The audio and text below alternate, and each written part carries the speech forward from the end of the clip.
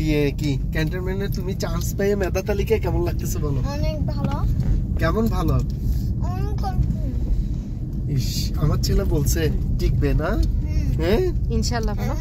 নাম ইনশাআল্লাহ 5 বার দিয়ে ভাগবাড়ি দিব। তাও মেধা তালিকায় চলে আসছে, গুড।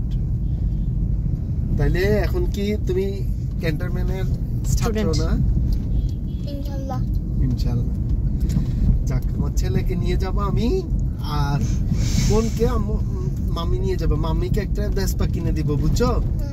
মামি ভেসপাটা চালানি শিখবে, বোনকে নিয়ে আসবে এখানে, বোনকে এখানে স্কুলে নিয়ে আসবে মামি, আর আমি তোমাকে নিয়ে চলে যাবো ক্যান্টনমেন্টে, ঠিক আছে?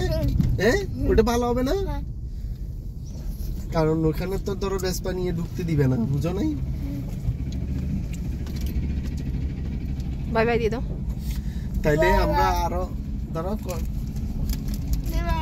তোমার মেইন অনুভূতিটা বলো, কি উপলক্ষে তুমি এত ভালো করে পরীক্ষা দিলা, ওটা জানাই দাও সবাইকে।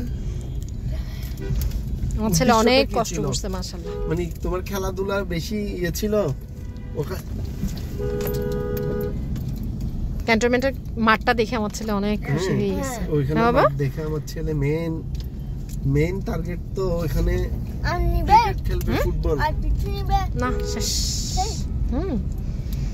আর কিছু নিবে না। তুমি মেধায় চলে আসছো না। আর কেন দিতে হচ্ছে পরীক্ষা